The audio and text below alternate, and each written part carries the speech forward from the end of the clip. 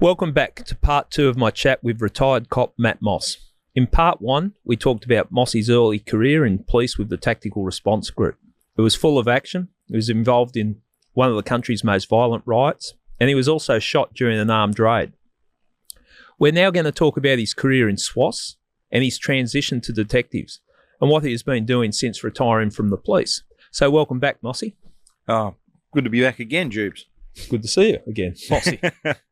Now, I'm going to put. I just want to raise something before we get into your story. But when I got into trouble with the cops, and I got dragged through the courts, first day very publicly, very publicly. It was big trouble and big public trouble. Yes, still dirty about that, but anyway, we'll let that go. When I had to appear at court, it was humiliating, it was degrading, and it's the last thing I wanted to do. And as I was walking into court, and there was a lot of cameras on and a lot of attention, and I felt shame. I'd been a cop, and here I was walking in as a defendant to a court matter. And then I see you, Mossy, and you walked shoulder to shoulder with me into the court, and I've got to thank you for that, mate, because that sort of loyalty is, a lot of people talk up a big game, but you demonstrated it that day. Loyalty is something that can't be bought, mate. Once you're a mate, you're a mate forever. Yeah. If some blokes might stub their toe from time to time, but they're still a mate. Yeah. Well, and you and I have been mates since. I don't know. Actually, how long have we known each other? It would go back to 86, 87, around then. Well, there you go. I mean, it's a long time, but yeah, there you go. Look, I class you as a mate. I value your friendship, Jubes, and that's what you do for your mates. But what I really respected about it, you didn't even ask what it was about. You just said, you're in trouble. Here I am. I'm standing with you. And, there was Nick Cowdus and Paul Jacob and yourself and a few others, and I just really appreciated that. So absolute pleasure, mate. And I think that gives, and I raise it not to give a pat on your back, but just so people get an appreciation of the type of person you are, because that's carried through your whole career. Oh, thank you, mate. Look, be loyal to your mates, because if I had a drummer, I'd want someone to be there with me. Yeah. My unit of measurement for a friend is that if I rang someone at 3 o'clock in the morning and said, mate, look, I need a leg up here, I need you to help me, I don't want him to say, mate, you know what I do? It's 3 o'clock in the morning. Yeah. I know it's 3 o'clock, you idiot. I want you to help me. Yeah. I need you here. That's my unit of measurement. Yeah, well, it certainly came across. So thanks for that, Mossy. Pleasure, mate. Pleasure. Anyway, let's take you back to policing and see what trouble we can get you into there. So you've gone from the Tactical Response Group, and there was a new squad formed, and it was the Special Weapons and Operation Squad, known as SWAS. Yes. Do you want to tell us about that, what their role was? The SWAS role was more, in those days, was it was high-risk policing, but it was at another level. It involved counter-terrorist training. The SWAS unit got $1 million annually from the state government, or it might have been the federal government, and it was funded by the Standard Advisory Committee for the Prevention Against Violence. And it involved doing a lot of work with the Army, with the resources and assets they had, but it was a lot of counter-terrorist stuff. I mean, nowhere near to the extent that it's at now, but we had access to Qantas planes. We got Qantas identification, and the level of training was at another complete different level.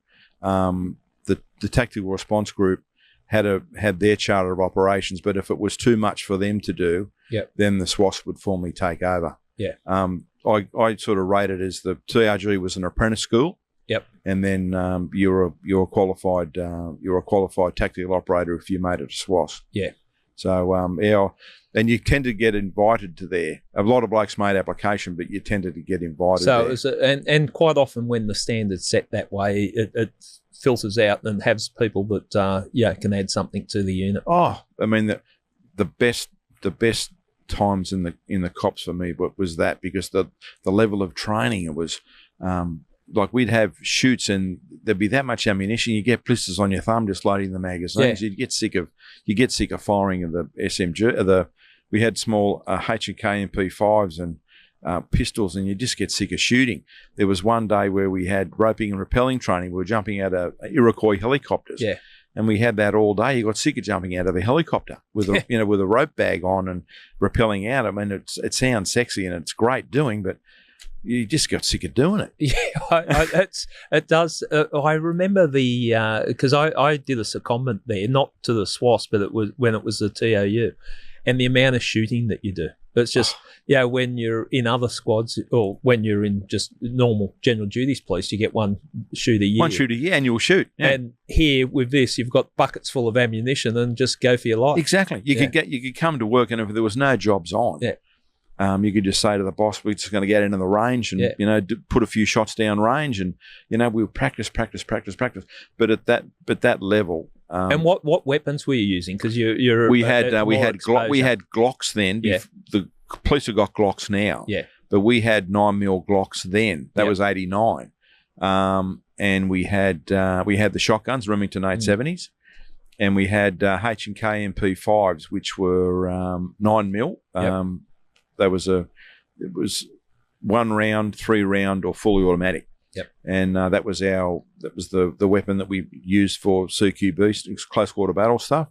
And we were training all the time, but the level of crooks that we were after was different to the level of crooks with the TRG. Yeah. At some of the jobs at SWAS, I'll give you an example. There was an armed robbery. Yep. And one of the guys, this crook, was in on the gig, and he'd rolled over and he was going to get a reward. And he said, look, we're going to go and knock this bank over at such and such a time. So we'd wait in a van. It looked like a little, like a tradie van. And the crooks, were saying they're going to come to get this bank at such and such time. So we'd wait out the front. Yep. And if it ever went, as soon as they'd got out of the car to go into the bank, we'd have them. So we'd wait and hours and hours, and they'd go round and round and round and round. Then they'd take bigger blocks around because there was surveillance on them. Yeah. And on this particular day, they just got cold feet. So they left, didn't do the robbery, but that feeling of anticipation, and you're waiting in a van, you've got a body armour on, and you're shitting yourself waiting for these blokes to do this job. Yeah. And you know that they've got the guns in the car with them. And so they went away. They ended up, they found out that the bloke had rolled over, so the band split up. But that was for us. Our job was just to get the crooks. Yeah. And other jobs similar to that where they're armed robbers or murderers. Yeah. And we'd do the assault and arrest them and then hand them over. We'd make sure the premises were clear, and we had our own drills doing that, clearing the rooms and identifying areas of danger. We'd set up positions of dominance in the house. Once it was clear, we had a quick debrief, and then we'd hand over to the detectives, and then we'd introduce the crook to the detective. And once the detective's taken over, our job was done. We'd have a debrief amongst ourselves. Yeah. So when we arrived at the police station, depending on what the job was, we would go through all the intel that we had, any updated information, and then we'd rehearse. We'd put our hands like this and practice going in and out of rooms and tapping each other on the shoulder, just doing the drills that we do to make sure that we're all ready to go and we're in that mindset. Yeah. And once you get in the van and you approach the door, the hammerman would get out, and that was just what we did. But the level of crook that we targeted at SWAS was significantly, and they were serial crooks. And if you're going to get a chance of getting shot again, that type of work is taking it to the fore. Sitting in the vans, and I've done that, and it's a funny part of policing because, as you described, you could sit there for 8 hours and you sit absolutely, and you can't make a noise. No. And at any moment it could be on, and you've got to jump out, and all hell's going to break exactly. loose. It's a high level of alert for 8 hours, and you want to have a piss. Yeah. And the as you know, Jubes, those vests, they weigh a ton because they've got big ballistic plates in them.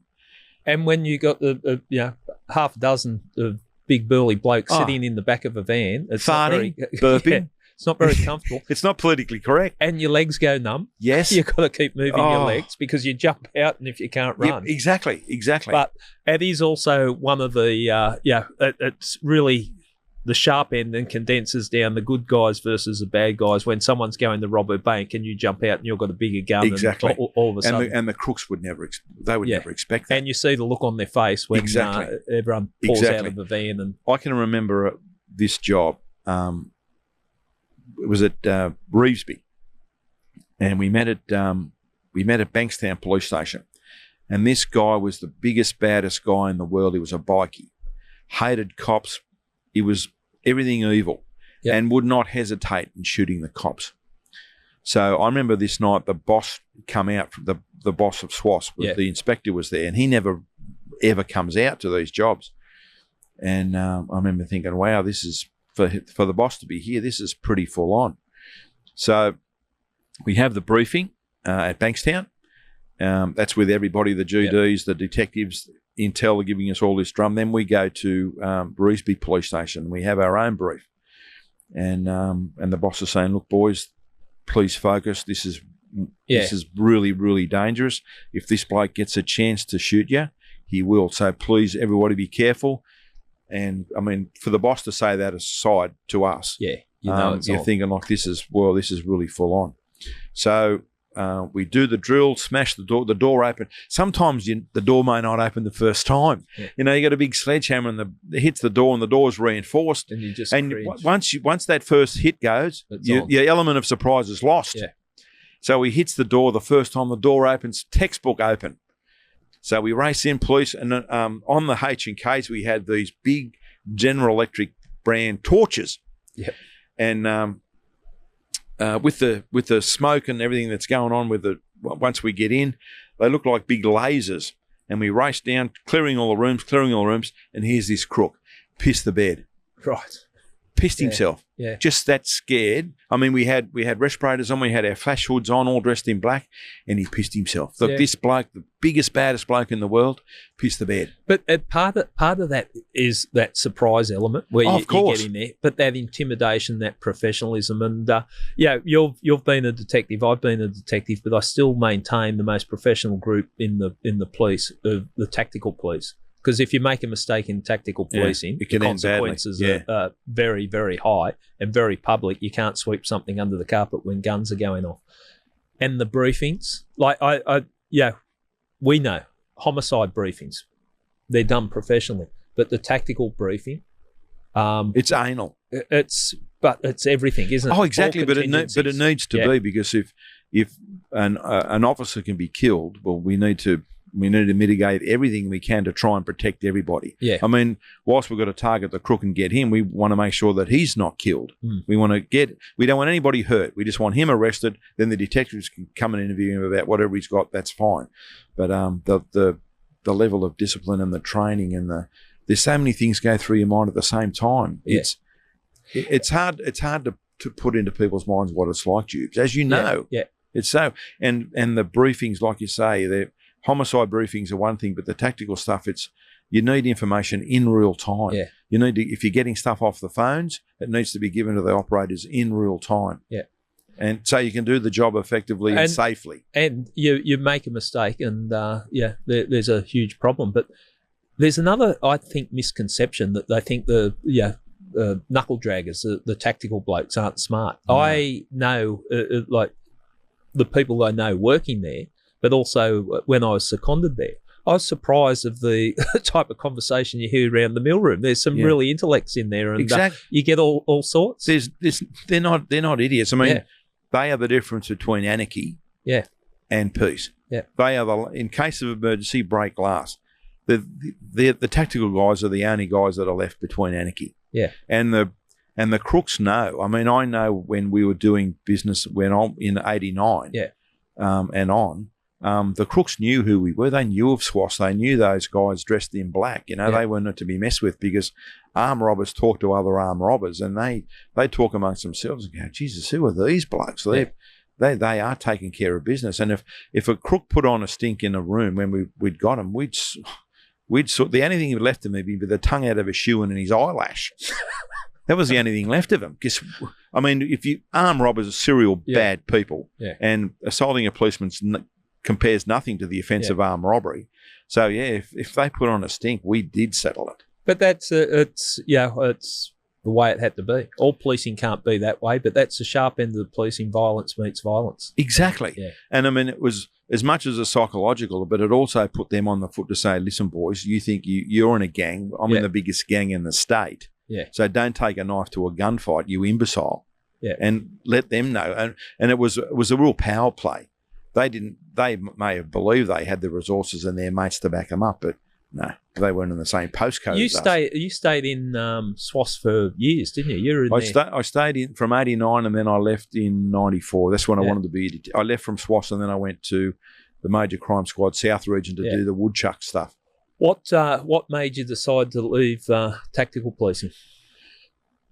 I was enjoying it, but I wasn't getting the buzz out of it anymore. Yeah. And working with these detectives like the Armed Robbery Squad and the Homicide Squad and talking to these blokes about the crooks we were targeting, because when we'd go to the briefings, they'd say, well, this is the bloke, Matt Moss, and he's wanted for this murder and that. And you'd sit and talk to the blokes and you go, oh, how did you get to this point that he's now under arrest? Yeah. How have you got him?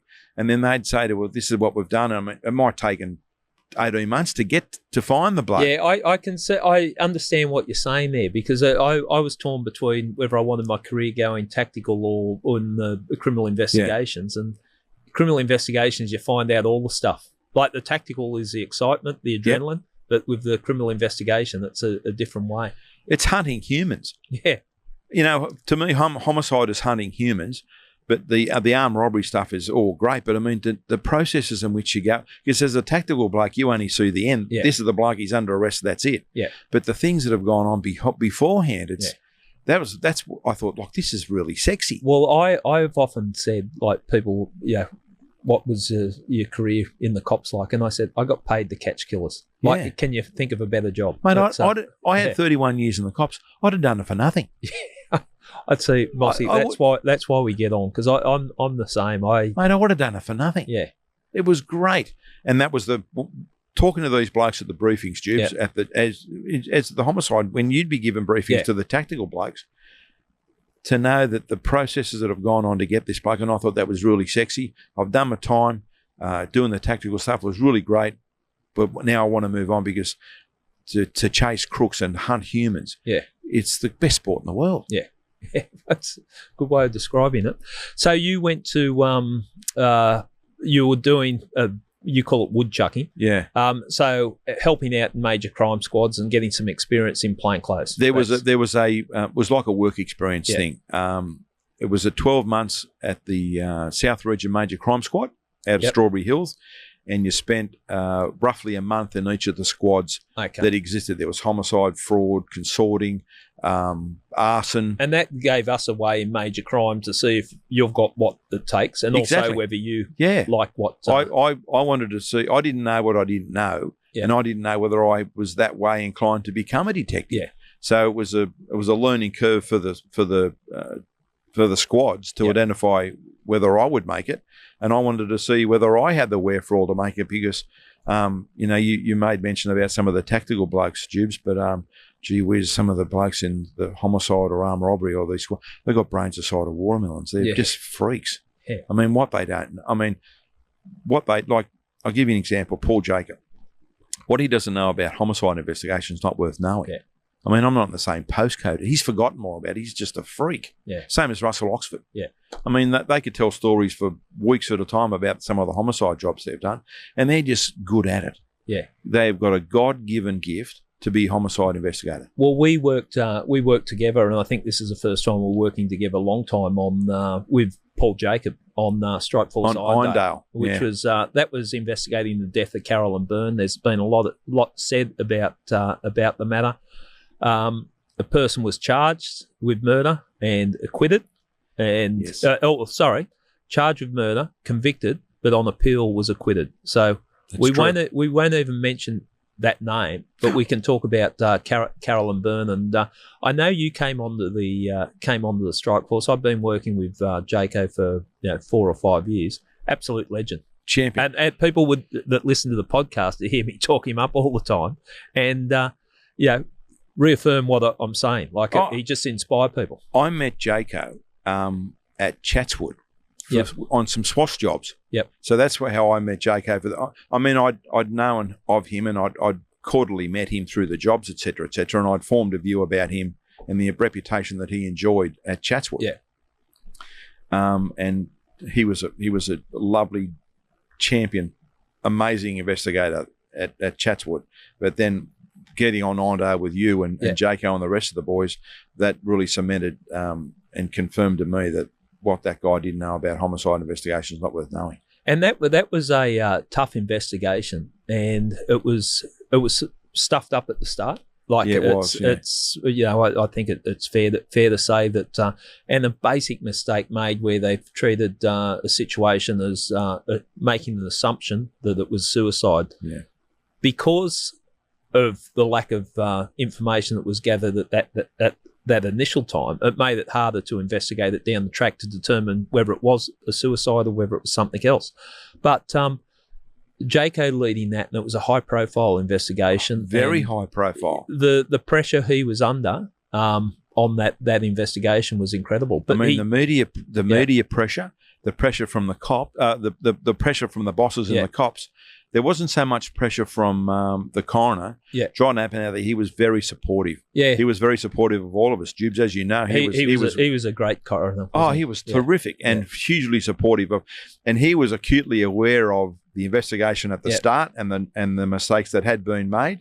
And he said, "Boys, look, you blokes can do this if you go down this road." He gave us all the orders that we ever needed to happen, and had coroner's inquests from time to time to let some stuff out to the media to keep them on side. But it was hugely popular.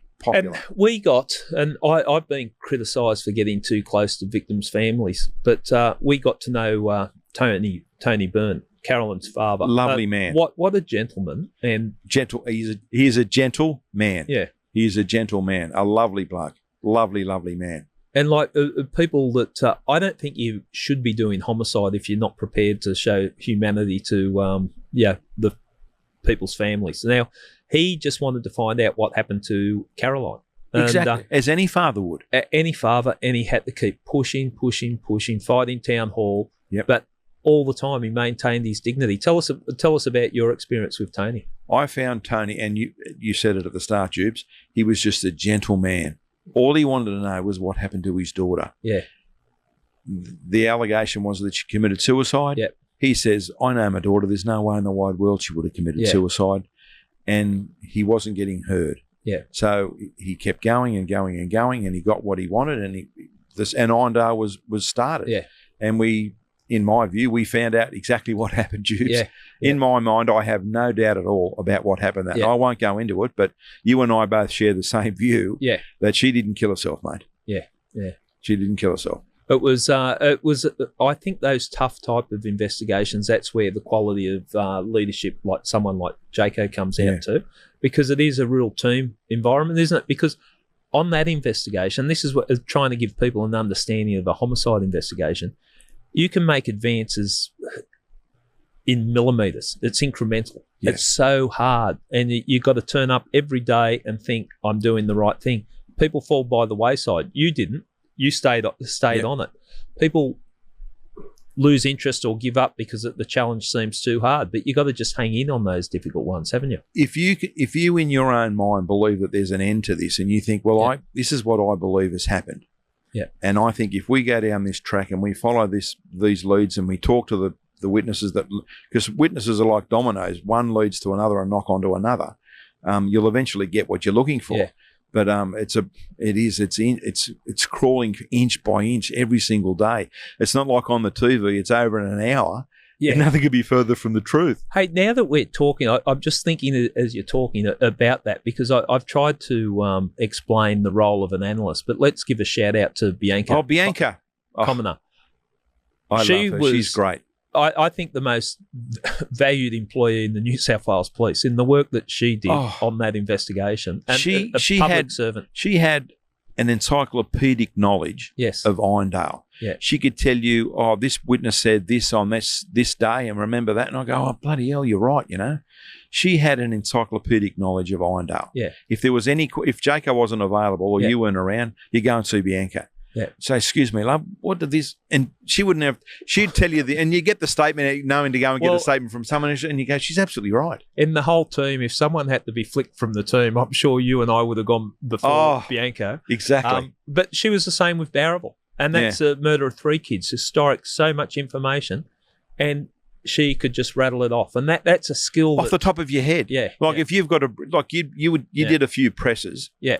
For Tyrrell. Yeah. And you could just say, oh, geez, they're going to ask, or someone from the media might say, look, we're going to ask you this question. You go, oh, Jesus, Bianca, and she'd have it for you in real time. Yeah, I think I'm glad we're talking about that. And I only thought about it sitting opposite because I know how you thought about the effort that she put in, and sometimes it's because it is teamwork, homicide investigation, and sometimes people like Bianca are in the background, but the amount of work and I've never seen anything like it. She could churn out a week's worth of work in a day. Her knowledge is encyclopedic. She was the cement that bound Irondale. Yeah. She was a freak. Yeah. She is an amazing.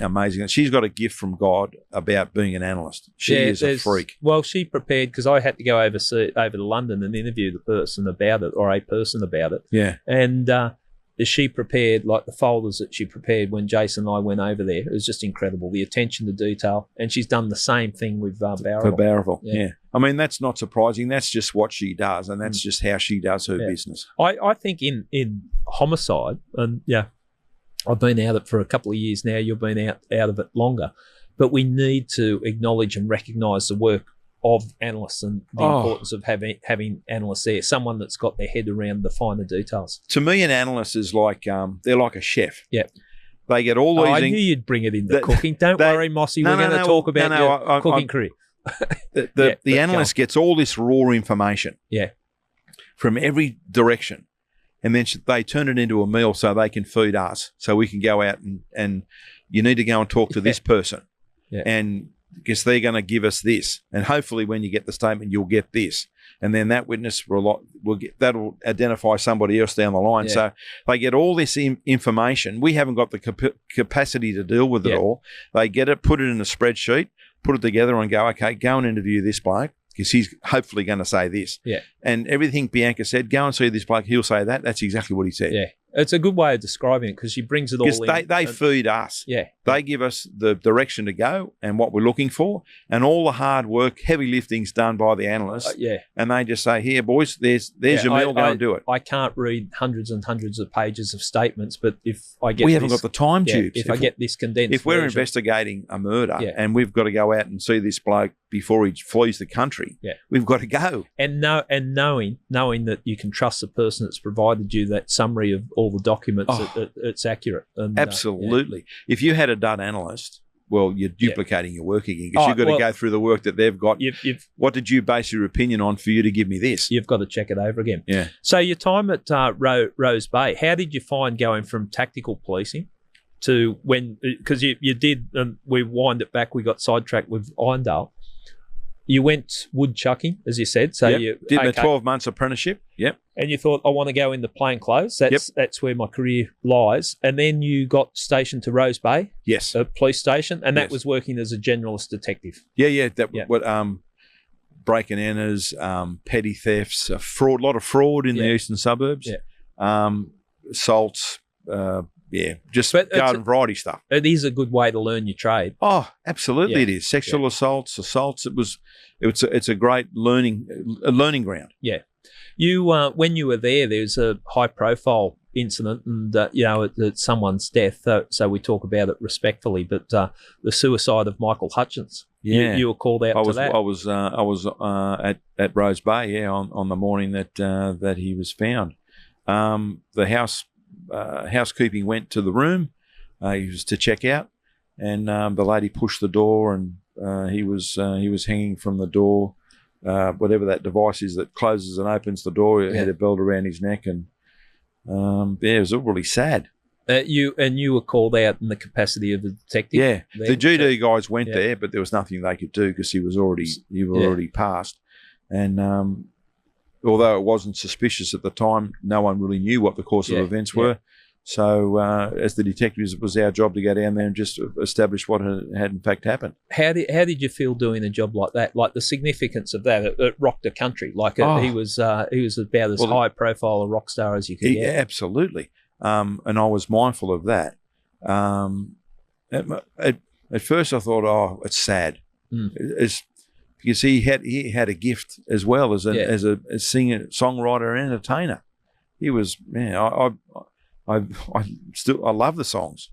It was just sad. Yeah, and you would have seen him, and it's always makes it harder if you see someone that's passed away that you knew, and you would have known him from his profile. But what happens with a matter like that? Just explaining to people like that, you had to present a brief of evidence and then present the evidence to the coroner?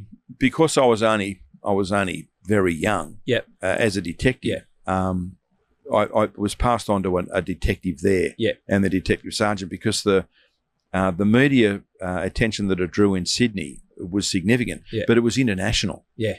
And when I certainly didn't have the expertise to do that, but it was passed on to a senior detective and the detective sergeant there to do it, because the press, it was international, and there was always something that needed to be said about it. But as I said, I didn't do it formally, but they prepared a brief for the coroner. Yep. And there were no suspicious circumstances in respect to his death, as unfortunate as it was. And there was no findings other than it appeared that he took his own life. Yeah, and that is the amazing things that you do and get to see as a detective, isn't it? You don't know what's going to happen each day. Each day's an adventure. And the last thing you would have thought would you be there looking at this person in that situation. Exactly. If I'd had a bet that day, I would have said there's no chance. And then you come back to, you do this job without getting paid. We better not say it. The other police, serving police, might get cranky at us about this. Look, I mean, you make your career what you make it. Yeah. I mean, if you're not happy in the cops, I'm sorry about that. Yeah, go. Yeah. As I said, and you're the same. 31 years would have done it for nothing. Yeah. Loved every single minute of it. Yeah. Do it all again. Okay. Except getting shot, of course, but yeah. Well, sorry, I laugh when you tell me you're getting shot. I don't know why I laugh. I shouldn't be laughing. But it doesn't matter. It's what happened. It doesn't matter. It's funny. Okay. Now, speaking of funny, and I did put you on notice, and I'm going through my notes here. I've prepared for this interview, Mossy. I'm not going to let you get off lightly. I've just got some notes here. The Harbour Bridge incident. Which the infamous Harbour Bridge incident. A simple night that turned out to be an international incident, and I'll let you tell the story. No, I will tell that, but I'll do a bit of a prelude, and you can assist me in this. As a homicide investigator or whatever, a major crime investigator, often is the case that interstate police will come to your office to conduct their own inquiries other than their state. So our job, a responsibility role, is to help them with whatever inquiries they've got and provide whatever assets we've got and take them out on the cans while they do their work in the day, and then of a night time we entertain them. Show them around Sydney, get them out and drink and give them a meal and make their job as fulfilling as it possibly can. And it's hosting them, helping them with their work. Hosting. And we get a lot of international, a lot of interstate detectives coming through all the time. And the standard operating procedures was to get them on a police launch, get them around the harbour, and get them sometime in Pol Air. Get them around. And that was usually the go. I don't know whether that happens now. It probably doesn't. But in those days, it was just a call to the water police, and they'd take them around for an hour or so and get them 20 minutes up in Pol Air to see Sydney. And that was just the SOPs. Yeah. That's what happened. And on this particular day, Alex Campbell, lovely bloke. I called him Simon the Likeable. Yeah, he was. Yeah, he was a lovely bloke. And Simon the Likeable is a character out of Get Smart, and he was a chaos agent, but everyone loved him. And I called Alex Simon the Likeable because he looked like him, and he was just the world's loveliest bloke. And he's looking after this chap from New Scotland Yard. And he says it's probably about 2:00. And he says to me, Mossy, he said, I've got this interstater. I've got this guy from overseas. Will you help me look after him? I said, yeah, sweet as a nut. No worries. So see the boss and say, look, I'm going to help Simon with this interstater. Boss goes, yeah, no worries, all good. So he's been out in the day doing his own inquiries, interviewing someone for a murder. Yeah. So we go. He's flown over from London. London, arrived the same day. Okay. And he's doing these inquiries. Yep. And I said to Simon, I said, does he want have a lie down? Or he said, no, he's good to go. So, okay, sweet. So we pick him up and I say, righto, boys, because Alex, a.k.a. Simon the Likeable, was the driver. Designated driver. And I'm the host, looking after this chap.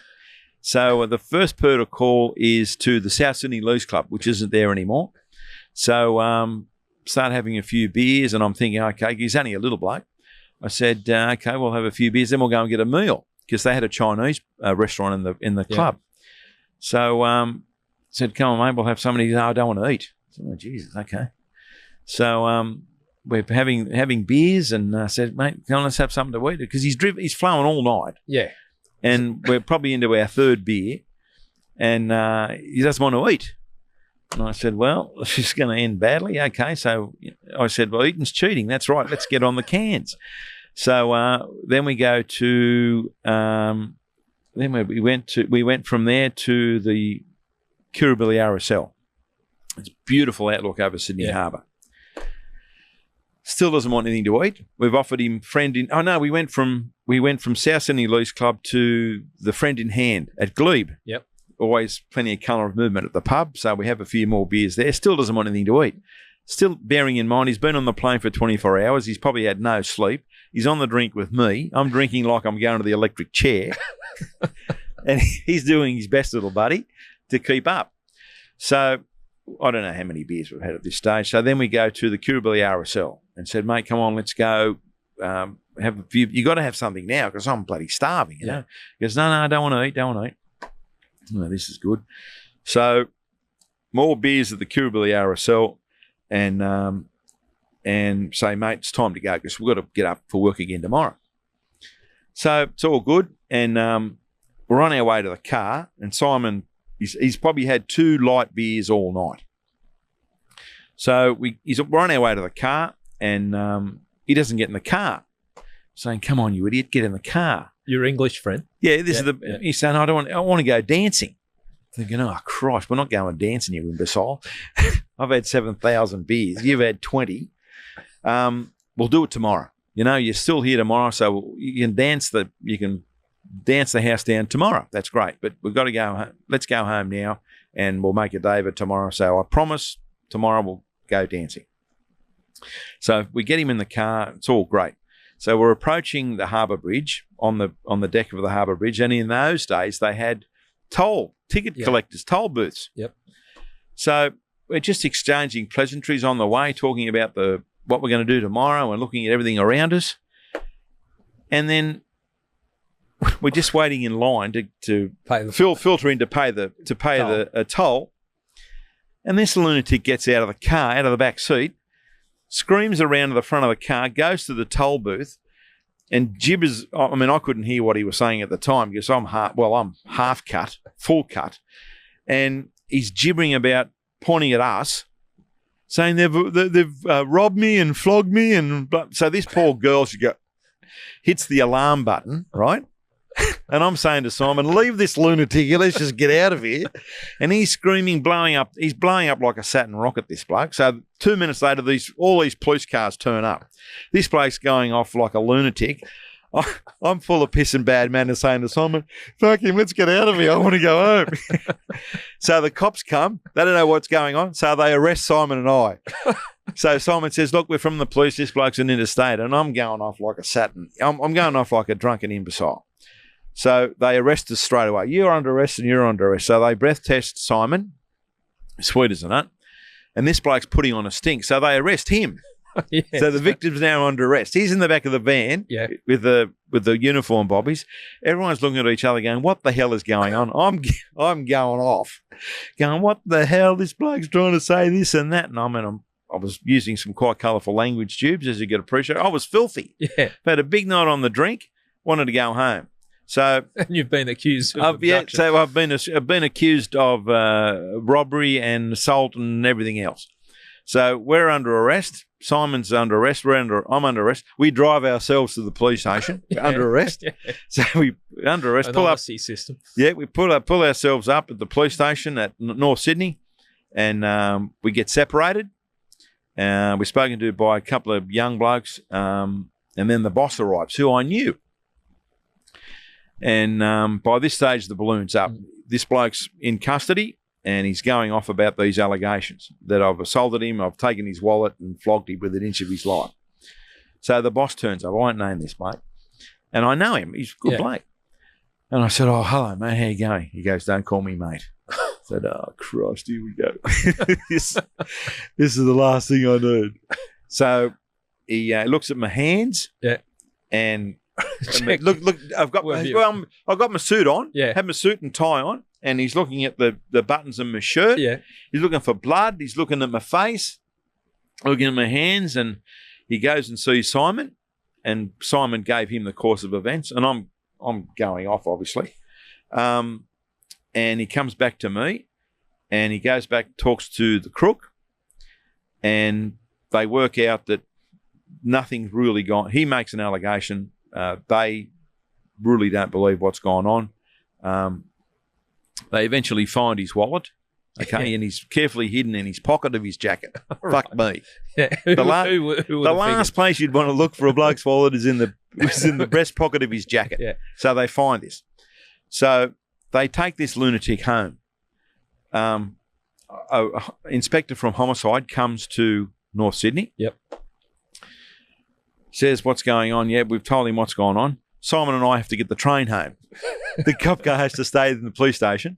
Simon and I, we live in that same area, so we get the train home. It's 1,000 o'clock. I'm as drunk as 17 men, and so Simon's picked a bad day to go out with me. So we get the train home.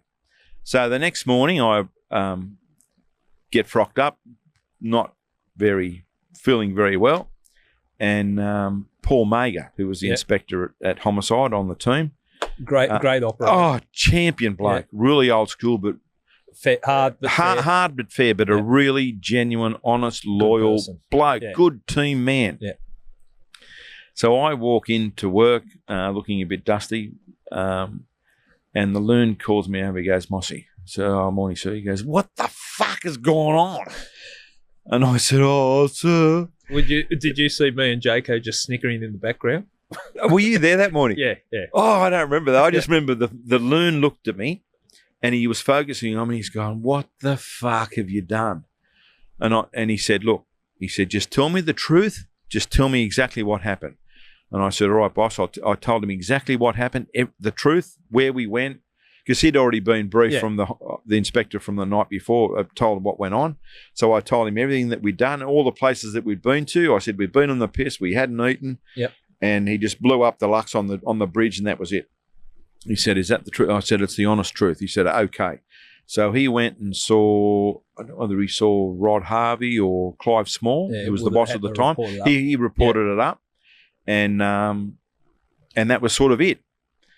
And then later on that morning, Stewie Wilkinson comes into me and he says, "Oh, this bloke wants to continue with the allegation." Oh no! Oh. And it was at that point I thought, "Oh, this is so wrong." I mean, you should charge me with indictable hospitality. Yes, Mossy. That's what he charged me with indictable hospitality. And this lunatic's gone on with the allegation that I've assaulted him, I've taken his wallet, and all sort of stuff. And Stewie Wilkins, great bloke. He says, "Look, this is potentially going to be serious. You know, they're looking at indictable matters." He said, tentatively touch base, get some legal advice. God, Christ. Where is this going to end?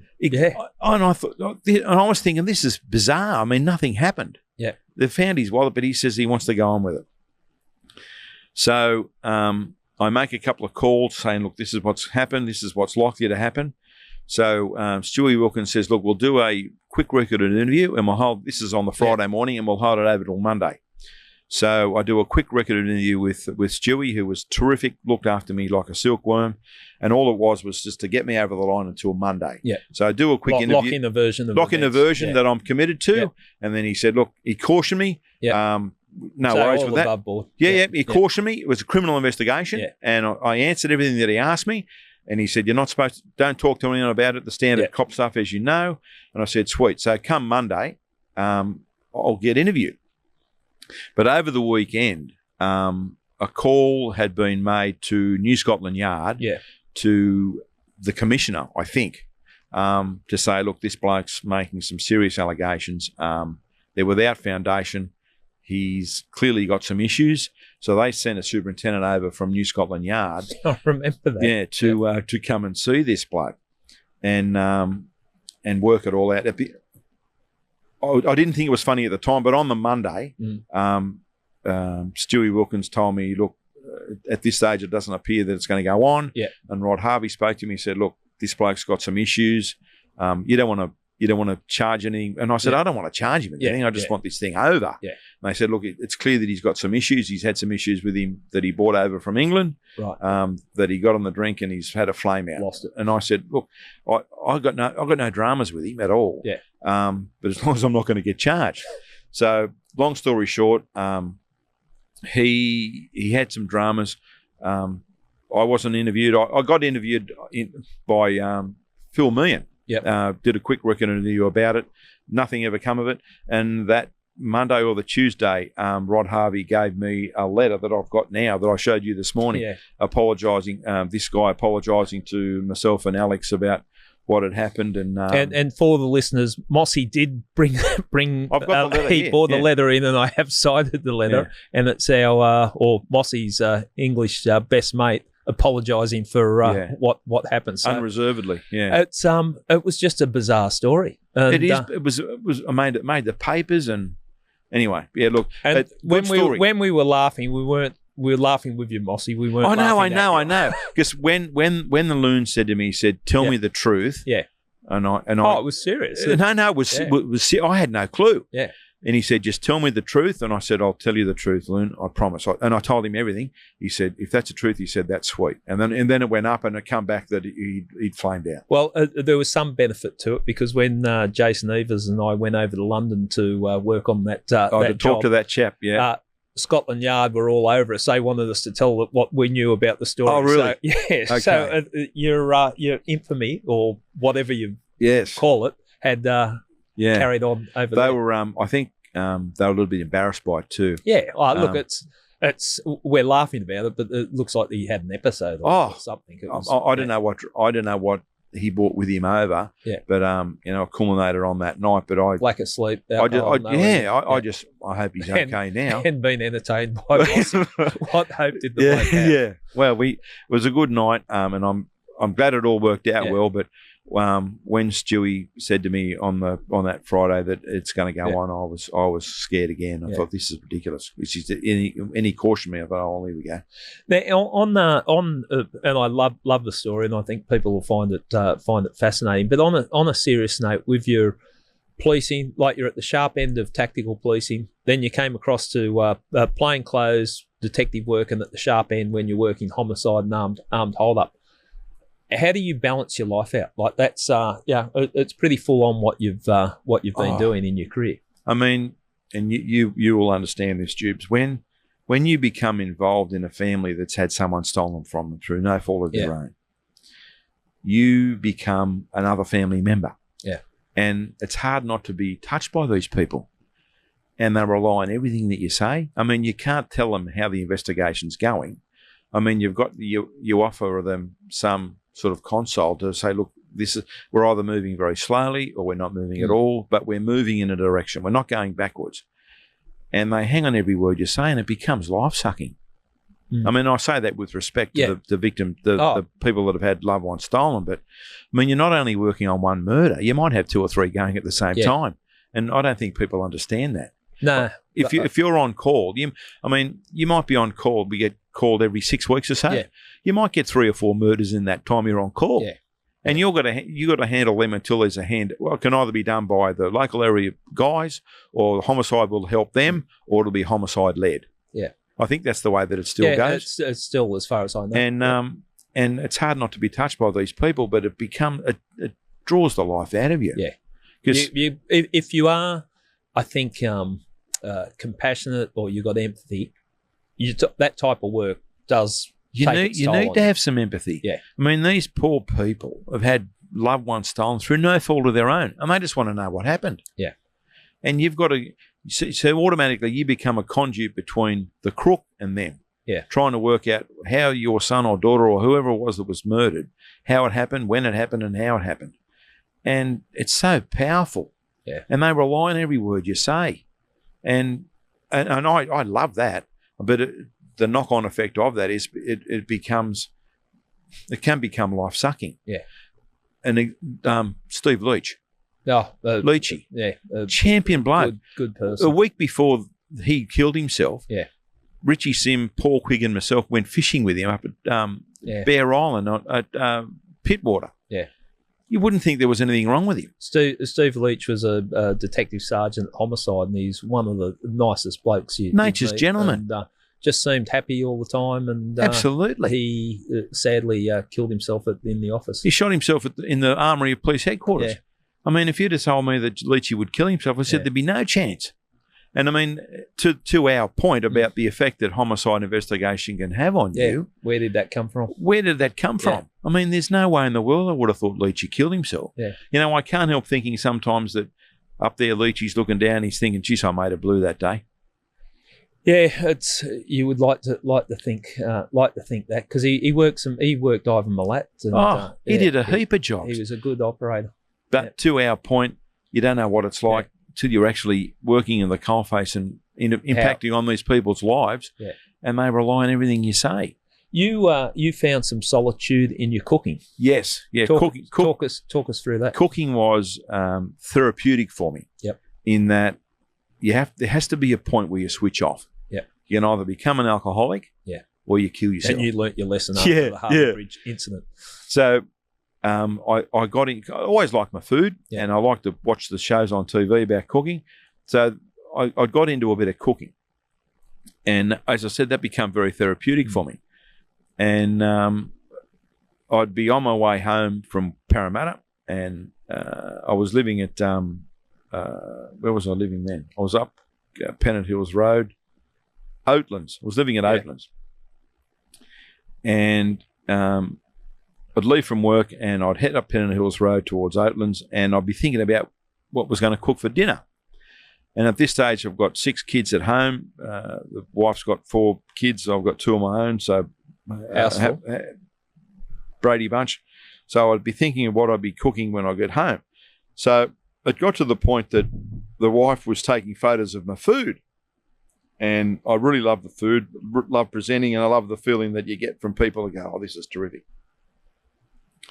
So a show come on TV. They were asking for auditions for a show called My Kitchen Rules. So I looked, because the kids are going, "Oh, you got to go on, you got to go on." Then, I never ever did anything. Yeah. And the last night before the applications closed, the missus was putting in the application in being me. Yeah.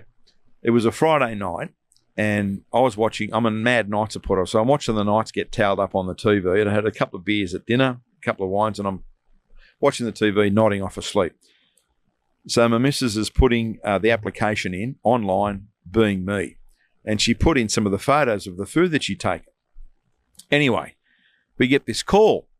We want to talk to you, and the producer come around, and I don't even know what I did, but the missus and I, we butt heads from time to time about cooking. Oh, so they had you, the producer. Oh yeah, she was there. She was. There was no cameras there, but she was there, and we prepared this dish, whatever it was, and Mrs. My wife's name's Gabe, but I call her Wiz. Long story. I'll finish that later. So Wiz is with me, and we're doing our cooking, and we're having a blue, and the producer's looking at us, and we had 15 minutes to serve this meal, and I did it, and the producer said, "Okay, no worries. We'll see how it all goes." I later found out that when she got in the car, she said to her executive producer, "If you don't cast those blokes, I'm not getting on the show." So we got on the show. I found out there were 10,000 people who tried out. Yeah. And there was 2 representatives from New South Wales and all representatives around Australia. So my wife and I get on the show, and we're episode 1, series 1. So we get on the show and we do our cooking, and it was a great opportunity. And it wasn't about personalities then. It was all about just cooking. And the 2 young blokes from Victoria had a meal that went bad. So I went in to talk to him and said, boys, don't worry about it. You will come good. Don't worry. My missus is into me going, you shouldn't be helping those blokes. I said, it's just a team thing. Yeah. She said, if that was one of the kids, you'd be onto them as well, and giving it to me. But it was all about the food and help. I wanted to help these young blokes. So we finished the show. I get third. We get third nationally. It's great.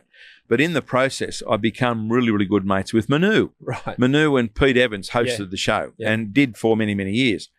And lots of people hear this and know of the show, but Manu is an absolute champion bloke. He could be in the cops. Yeah. As you see him on TV, he's exactly the sort of bloke that he is. Doesn't take himself too seriously. Takes the piss out of himself all the time. A lovely, lovely bloke. And him and I become very, very good mates. So the cooking was great. I did that for the show, but that maintained my thirst and my knowledge for cooking. And after the show was all over, I said to Manu, I said, do you think I can really cook occasionally? No, you really can. So at this time, I'm out of the cops. I'm on sick report before I leave the cops. And in that time, I went to Chef College at Ryde, Le Cordon Bleu College at Ryde. And I did that full time for a year. And Manu was my mentor during college. And there was 160 blokes in the course. I topped the course. Wow! Out of 160, you get a big knife, you get a ribbon, you get a big certificate and a big trophy. So Manu was pivotal in that. And I haven't spoken to Manu for a while, but he's a really, really good mate. And what he doesn't know about cooking is not worth knowing. And that changed the trajectory of your life, didn't it? After you left the police and you were doing some things with cooking. I left the cops, got into a bit of cooking. We set up a bit of a business. It was reasonably successful in its time. Just going to people's houses and turning their house into a restaurant. Yeah, I remember when you told us about it. I thought, what a great idea. And it served its purpose. It was great. And again, I didn't know what I didn't know about cooking. Yeah. I thought I could cook before I went to college. I couldn't boil an egg. Yeah. But if you get first in college, it opens all the opportunities for other restaurants. You could get any restaurant you wanted to. Yeah. I was never going to do that because I was retiring, but I love the cooking, and I still, even now, Jubes, I love cooking. Yeah. I love the sense that it gives me to give other people some fun, and I cook the meal, and it's lovely. Well, it seems like a natural fit for you, Mossy. I love it. You always put a smile on people's face, no matter what. I love joking. I'm a joker. I like to make people laugh, and if you can make people laugh with a meal, it's the company that makes them. When you go out for dinner with your mates, it's your mates that make the night. It's the meal's the supporting actor. Yeah, that's a good way of looking at it. It's your mates that make the night, and you go, "Oh, it was a great night," and a couple of beers and a nice meal, and that's the end of it. But I love a nice meal, whatever it'll be, with some nice wine. Yep. And I love my wines, and I know now over many years of drinking, if I have a meal, what wine will go with it. Yeah.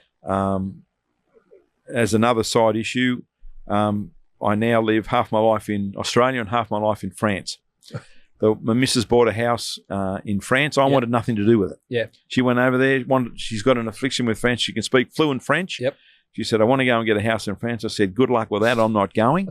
So she flew over. Amazingly brave thing. Flies over to France on her own. And that is gutsy. It's good on her. Good on her. Well, chasing a passion or a dream. Yeah. Loves French, loves French food, loves speaking French. She's a freak. So she gets on the plane. I said, yeah, good luck, love. You go. She goes over to France, buys a unit in this little town, Conflans, with her own money. Yeah. And buys this unit, sets it all up, furnishes it herself. And then 5 or 6 months later, I go over. Yeah. And thinking I'm not going to like it. And she's nervous, saying, oh, this is it. Go to France, love it. I love it. I reckon it's like Crocodile Dundee or going over to America with you going over to France. I'm in love with France as well. Do the French love you? The French, they love Australia. Yes. Yeah. French love Australians from the war. Yeah. They don't use colourful language as much as we do. Yeah.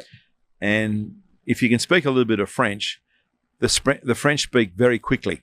And if they've had a couple of beers and some wine, they took yep, and it's hard to understand. Yeah. I mean, I can talk a little bit of French enough to get me over the line. But I love France. So 6 months here and 6 months over there. Wow, what a great! It's great amazing, and the way the culture of food in France is amazing. Been to some restaurants where 4 and 5 year old kids are arguing over who's going to have more oysters. Right. Yeah. Okay. Just that doesn't happen here. Yeah. And food is it's part of the culture. But I can see the passion you got for it just talking about it. Your eyes are lighting. I love it. I love it. And the village that we live in is 2 hours north of Bordeaux. Yeah. So Bordeaux's the French capital of wine. And the knowledge that I've learnt since going to France has been amazing, particularly with wines, etc. And being classically trained as a chef. If you're a chef in Australia, you can get a job anywhere in the world. You get a job in France, no problem at all. But love the food, love the lifestyle. The climate where we live is 300 days of sun. Beautiful. Yeah, it's terrific. Going again on 1st of October. No doubt about you, Mossy. We always knew you'd make it. I just want to say, we'll wrap it up. Question: would you recommend someone to join the cops? In a second. Yeah. In a gigasecond. It will change your life forever. Yeah. While you're on earth here, make memories. And if you want to make memories, join the cops, because it'll change your life forever. You'll make an impact on other people's lives, and you're doing God's work. Yeah. Because as the commandments say, thou shalt not steal, thou shalt not kill. And if you can make a difference in someone's life by locking someone up and making a difference, you've done your job. Yeah. It's the best job in the world. I tend to agree. Yeah. I tend to agree. I just want to point out too with people like that, hearing us sit down and talk, people often ask me, how do you get through the heavy stuff that you see in homicide or the things you've experienced in the police? You got an insight into it today. Sitting down like two mates talking and having a laugh at things maybe you shouldn't be laughing at or whatever. When people talk about the black humour of policing, this is what it's about. This is how, when we're all under the pump, you'd come in and say something stupid, or what about the wolf pack? That was always great. Well, that's another story. That was the guys from Victoria. Yeah. If you can't laugh at yourself or laugh at the things that are going on around you, you will be in the nut house, Jubes. Yeah. Honestly. Yeah. I mean, not taking away from anything of the victims that have lost loved ones through no fault of their own, but to walk a mile in our shoes, it's life-sucking. I mean, we love what we do, and we absolutely do, and I wouldn't change a thing, and if you've lost your sense of humour, it's gone forever. And that wolf pack thing, I don't know, it came out on the drink one time. We're all sitting round and we're attacking each other. No, it was the guys from Victoria. Well, you had to deflect.